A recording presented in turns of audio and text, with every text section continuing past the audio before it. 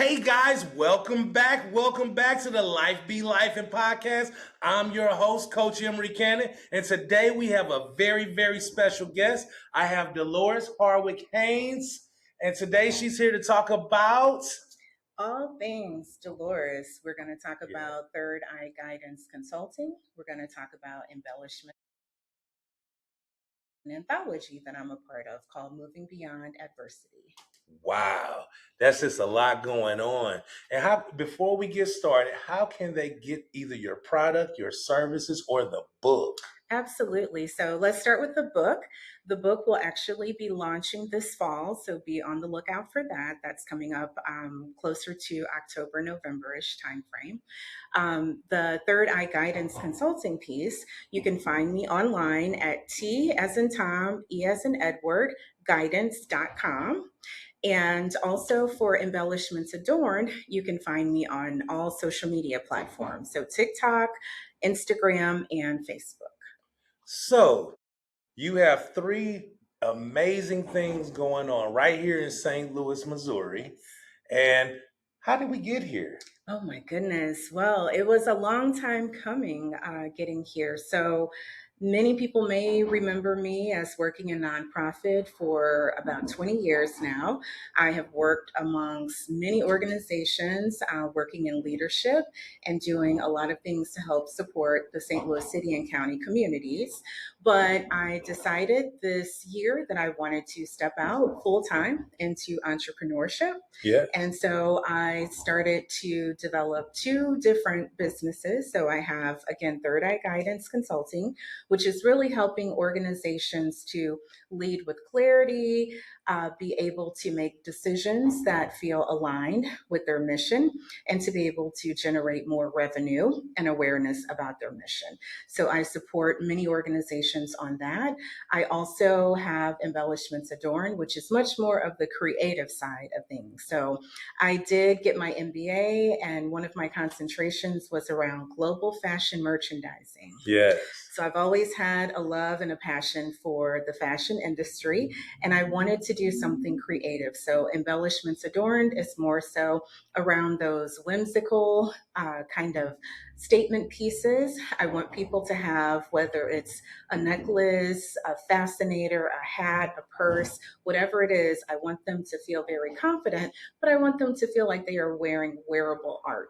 So that's very important. Every single piece is custom made, and no two people will have the same type of piece on. So wow, so that seems like something that's going to be worth a lot in the future too. yes, I'm hoping. Yes. Yes. Are you hitting any runways with it or? Not yet. That's the hope. I don't have any runways, but I am hoping to start working with some local boutique owners to see if I can start getting the products within their boutiques. Well, hopefully they're sitting here watching and they want to get your product in there. Again, where can they see that product at? They can see that on all social media platforms. I have not developed a website as of yet because the orders are moving so quickly that I haven't been able to develop that, but that is forthcoming. But as of now, they can see all products on social media platforms, TikTok, Instagram, and Facebook. Now, as long as I've known you, you've been kind of like a fashion expert. And so, like, even when I see like your posts on Facebook or Instagram, it's always like amazing to me how you are able to look at something, put the colors together, and like make it fashionable. Is that like a natural talent, or is that something you had to come up with, or give me some insight because I know they're interested as well. Absolutely. So I'm so glad you asked that. So my mother was such a whimsical lady. I always like to refer to her as a lady because she was very big on her image and how she dressed, and she really started to instill that in me when I was a little girl. I started sketching and drawing when I was younger. And I remember when my mom would cook dinner, I would sit at the kitchen table. While she was cooking, I was sitting there sketching, drawing out ideas in my head. And I really wanted to become a fashion designer. So I decided when I was in high school, before I was about to go off to college, that I wanted to go to the Chicago Art Institute. Applied, got accepted, and my parents were like, no. And they meant well. My parents were very old school, so they had this mentality of You need to go to college, get a good job, and make money. They didn't really support the creative aspect of things. They didn't see that as something that could be profitable. And so I ended up kind of putting that on hold and pursuing, other degrees from there. But that desire to be in the fashion industry just always stuck with me. Pumped in your heart. It always pumped in my heart. And so I just felt like I needed to do something, which is why when I had the opportunity to get my MBA, I decided I wanted to do a concentration in global fashion merchandising. So, yes, all that to say, my hope is that eventually I will be known across the country, across the world, globally, and be able to do some really impactful things, outside of the United States as well. But as of now, yes, I would say that most of my inspiration has come from my mom. I really believe that anything is fashionable. It's just how you put it together. That's it. And I think people are afraid to step into uniqueness. They're afraid, does this match? Does this go well together? You can put anything together. It's all about how confident you are when wearing it. You make the look does not make you. Hey, I believe in that wholeheartedly. When you say you make the look, you really make the look. I physically make the look. Yes. Why? What would somebody look at your style and know that's your style without going to you? If somebody was walking down the street, they'd be like, Dolores did that. They would know that because it's going to be extra. It's going to be colorful. It's going to be loud. It's going to be flamboyant. It's going to be whimsical. So all of those things kind of tied into one, they would know that it's not a simplistic design, but that has to be something that Dolores has come up with, because I love colors. I love patterns. You do. I love all sorts of looks. And I think that is something, again, that people have to start to embrace. And my hope is that through my pieces that I create, people will feel confident. They have to be willing to wear those pieces. If there's someone who's afraid to step into those types of dynamics, colors and patterns and different pieces, then it might not be the best suitable piece for them. But my hope is that they would be willing to embrace that creative side and that fun side of them and be willing to wear those. What made you brave enough to start doing it before you gave it to the public? Because you're very, very popular out here with your designs. What made you brave enough to start wearing it to get the following that you had?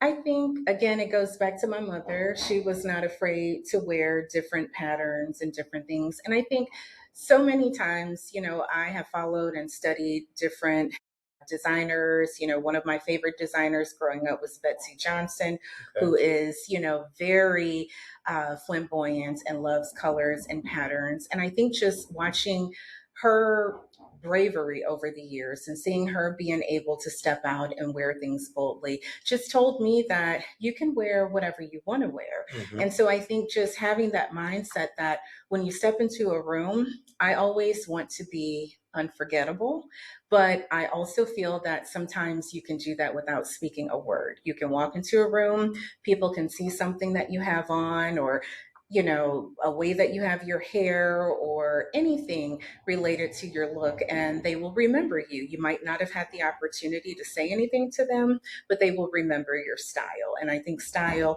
is just something that we have to be comfortable, embracing. Oh, yeah. It's unique to your individuality. And we're living in the perfect time for this, right? For you to launch this is because style is still very important, but now everybody is so individualized on how they want to look. Yes. It used to be like back in the day, everybody kind of looked the same, and then you'll have one Dolores out there that came in with her own style. Right. But now everybody has a style. You have the Kanye's out here, and then you have the Rihanna's, and so like now you're entering a realm that's getting so popular and getting so many views that this would be the perfect opportunity for you.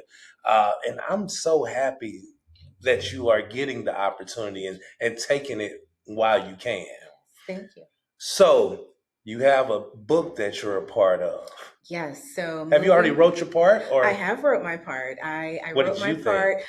I was very challenged by it because what's interesting with it is that I had in my mind one concept that I was going to write about, and I wrote all of that out. And I had a writing coach that I was assigned to, and she was wonderful. And we would meet every 2 weeks and talk about what I had wrote. And when I wrote my piece and I felt so good about it, and I submitted it to her, and when we got together, she was like, "That is not it." And I was like, "Well, what happened?" And she said, "You have a bigger story to tell. And I want you to focus on this particular aspect and write from that vantage point." And so I went back to the drawing board, crumpled that, original Isn't that piece up, hard? Oh, threw it away. It hurt my heart so yeah. bad to do that. But I wanted to follow her expertise because she has written so many books and has been a successful published author. So she has, the credentials and she knows what she's talking Yeah. about. And so this is my first time actually being a part of an anthology. So I wanted to learn, and I went back to the drawing board and I took her advice and I wrote from the vantage point that she advised me to. And when I submitted it to her, she said, "This is it. This is what readers are going to want to hear about." And I was so excited. It just felt like I had done something, very worthy and Yes. telling my story. And so that particular piece is done. There are several other authors that are obviously a Yeah. part of it. And so they are finishing up their pieces, and then we are planning to launch in the fall. So Oh, I'm so excited. I can't wait to grab it, and make sure you guys grab it as well. Just out here, she has a lot to support. So I promise you this, I'm sure it's going to be well worth it, along with everybody else's stories that's going to be inside of the book. yes, and a huge thank you to Trisha Gordon. She is the compiler Okay. of the anthology, and I'm just really grateful, for the opportunity. She's been wonderful leading the charge and getting all the authors together and really wanting us to kind of tell a story about what it has been like on the path to receiving our MBA. So it's all women that have received their MBA. Okay. And that's what the M, the B, and the A stand for: moving beyond adversity. I like that. Yeah, Okay. I thought it was very cool. I've never been that creative to do a double entendre on things, but I always love when I hear one. So I'm excited. I'm super excited for that project to drop. And then finally, we have Third Eye Guidance Consulting. So that is a huge part of my work. And the reason I say that is because, as I mentioned earlier, I've been working in the nonprofit sector for 20 years now. And I've learned so much. I've had the opportunity to start out, learning and then being able to move up the ladder pretty quickly into leadership, which I'm very grateful for. But I was able to learn so much about organizations and staff and how to partner with people and fundraising. And I just felt like having all those nuggets, I needed to develop something where I would be able to go back and give back to organizations that are wanting to grow, that are building, that possibly leaders that are just starting out as executive directors and they need some advice or strategy around how to be a successful leader. Just being able to pour back into the St. Louis community and help those organizations. So although I help all organizations, I really have a soft spot in my heart for smaller organizations that are growing and thriving, and being able to see where they started out at and how the progress that is that's so amazing. Yes. I do that even in my regular life. Yes. So I do it in business as well, but I like to go back and see where I started at and then where I am. And like a lot of times that helps you move forward. Like it takes a lot to really be truthful with yourself about where you really are. Take inventory. Yes, take inventory of yourself. Those are the exact words I needed right there. Take inventory of yourself. Now, what do you think it took for you to get to this point? Like, I understand you started from the bottom, now you're here. Yes. I get that part. Yes. But what about, I guess, nonprofit you and understanding what it takes to be successful? Where did all that click for you? Because it wasn't day one, obviously. It was. And so, like, what I really like my viewers to do is understand that this doesn't start at day one. Right. It's an overtime method. Yes. And so like you don't start out at 6, 7 figures. Right. You start out at five. Right. And it's usually not the mid fives, it's Right. low fives. Right. And I mean, yeah, obviously I get that, you know, time has moved on and obviously rates have raised. But you started somewhere and you had a goal at some point, maybe not the very beginning. Yes. When did it click for you that this is what I want? So I think it clicked for me early on, and I think you're absolutely right. I started out, if I kind of dating myself, but when I think back to my very first salary, I think I was making $21,000 a year, which in today's society would not be a lot of money to most people. But it was an opportunity for me to, as you mentioned, grow and start to move up the ladder. Leadership is not for everyone. Some people want to be leaders. Some people like to be supporters and let someone else lead, which we need both ends of the spectrum. I knew early on that I wanted to move up very quickly and that I had inside of me what it took to be able to lead others. I felt that people came to me for support, for advice, and that meant something. I might not have understood it at that time, but I knew that it meant something and I needed to lean into it. And as I started finding myself getting promoted and moving into, managerial roles, and then moving into director level roles and being able to move into senior leadership and executive roles, I just found myself seeing the opportunity to lead others and kind of step back and help to develop other people. And so that was important to me. I think now the place that I'm at that kind of put me on the track to entrepreneurship is that I feel as though I have done, even though I'm a lifelong learner and I'm always learning, even in this role now, but I feel that I always want to be able to give back. And I feel that being in this role gives me a lot more flexibility to be able to give back because I get to help all sorts of organizations. I've been grateful to work for the organizations that I have in the past, and I've been able to leave my footprint and have an impact.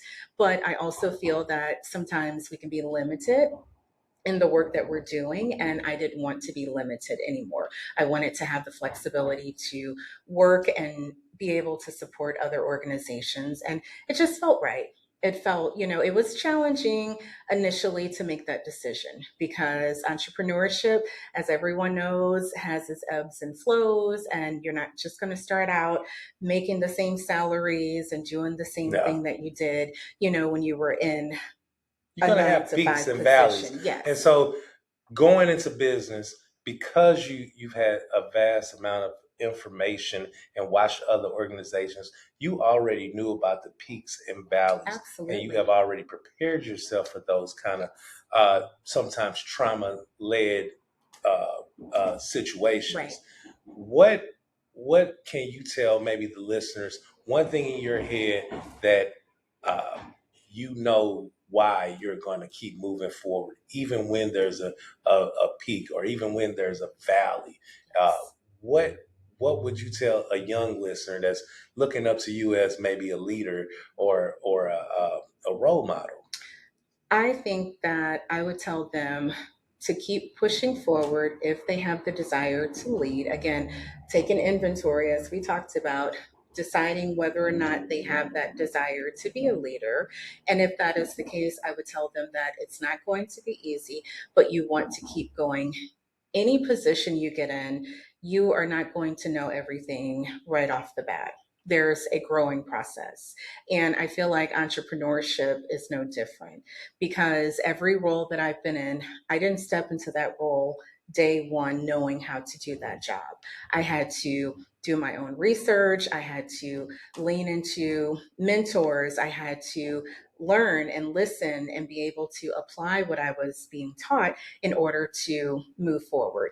And once I mastered that particular level, then I was able to move to the next level and then the next level. And this process is no different.